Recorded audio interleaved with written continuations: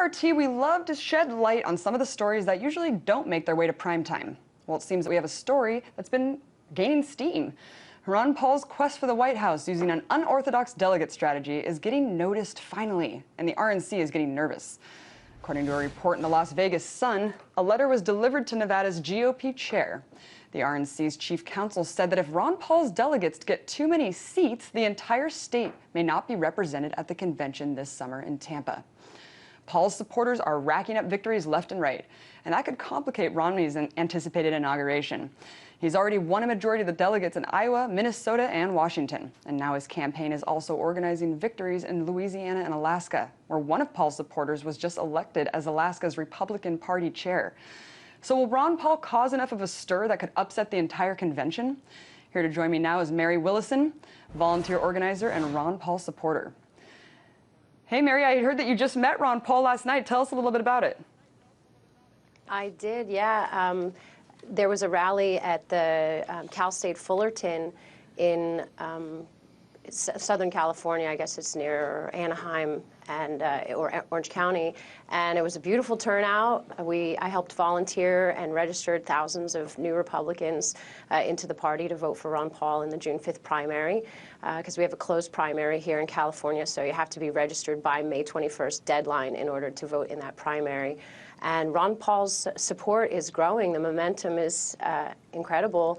And he's having these town halls all over the country. And day after day, tens of thousands of people are showing up all over to support him and hear what he has to say. And the media is still not covering it, most of it, because what he tells you in his town hall events is the truth. And that's the stuff you're not going to get on television.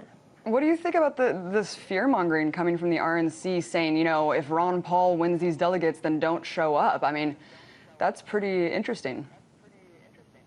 Oh, they've been making bold statements all along, and in a lot of different states, the GOP officials have been up in arms against the Ron Paul supporters who are just abiding by the rules and following through and just, you know, the rules have been set up not by Paul supporters, but we're getting elected to the positions that do make the rules, so that's pretty exciting.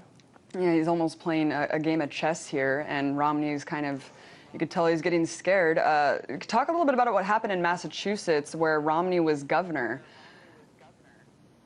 Well, in Massachusetts, a portion of the delegates will go proportionate to the popular vote, but another portion of the delegates do not. And also, I mean, as far as I know, the people who showed up, who actively participate and want to make positive change are, in general, mostly Ron Paul supporters. I think Romney, the people who support Romney because they're told to.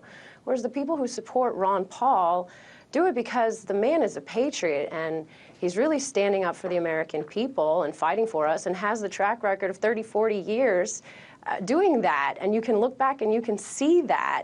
So the support is really authentic, and it's also very organic. And I don't even know if, you know, the Ron Paul campaign even knows how much support they actually have at the grassroots ground level. It's amazing. As it stands right now, Mary, Romney has 847 delegates and Ron Paul has 80. What do you think? How many delegates do you think he expects to gain out of the states that are left? And do you think that he really has a chance at the convention to pull through? I think he does have a chance. There's still a long way to go.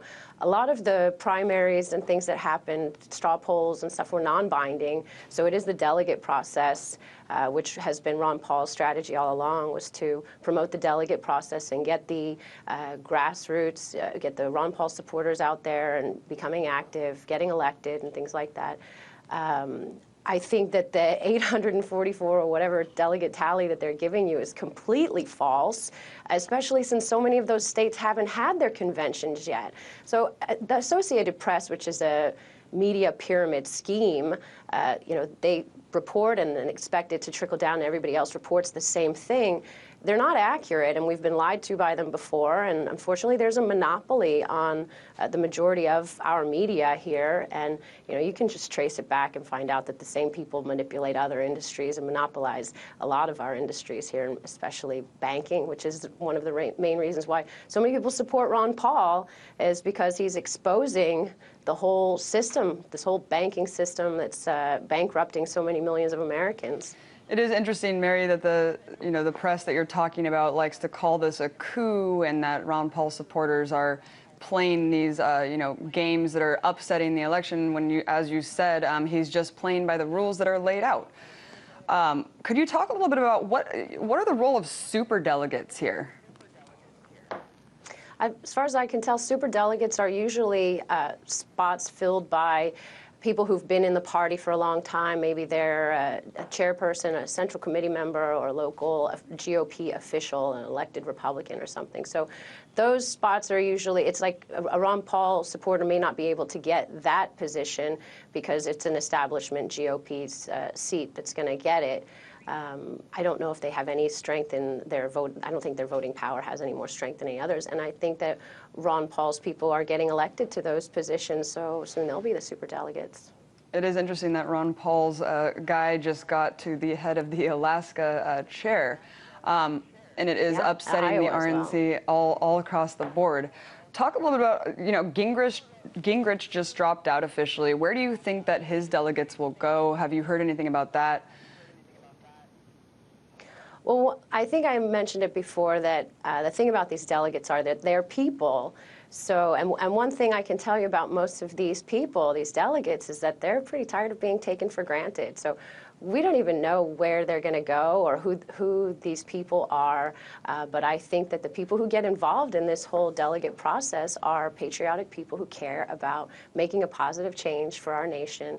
And like I said, we're going to fight it out on the floor of that RNC, and people will be when they see the strength and the numbers of Ron Paul's supporters, and that he really does have a chance, and if people would just tune out of some of the television and tune in a little bit to the internet and understand why it's under attack right now, why we've got so many laws and legislations trying to be written to limit us and to limit our internet freedom, people would see there's a whole lot of information out there. And like I said, Ron Paul's strength is growing, and they're completely trying to black that out.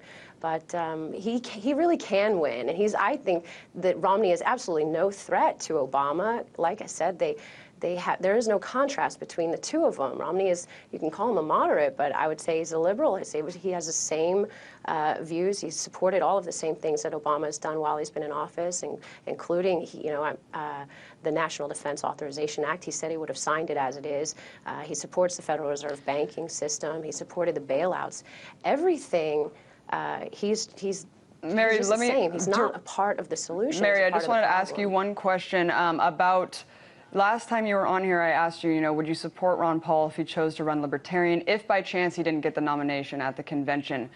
In the Ron Paul group, a lot of people that I've talked to denounce the two-party, some could call it a two-party dictatorship, or this corporate-controlled party system that we see. So why would anyone be opposed to branching out of that and running third party as a last kind of hurrah in the game? Well, it's funny you say that, because I think that the whole two-party paradigm, the left-right paradigm, has been fractured, and there's a crack, and people are seeing right through it. And for a lot of people, it's been shattered. And I don't think Ron Paul needs a party. I don't think any party has to make him their official nominee or whatever. I think the support for Ron Paul is exponential, and whatever it takes. If he wants to run third party, I don't think that that's in his agenda. I think that we have a very strong chance of winning the Republican Party, and I believe that, the whole concept has changed for a lot of people, and they're willing to get in there and become a Republican just because Ron Paul is a liberty Republican. And like I told you before, there's a lot of people running in support of Dr. Paul and policies and that are going to, liberate so many Americans, that are going to make us financially free, individual, personal liberty, things like that matter so much. He definitely has. That's what made America great. He definitely has put an interesting twist in the election. We'll definitely be following that. Thanks for coming on, Mary. That was Mary Willison, volunteer organizer and Ron Paul supporter.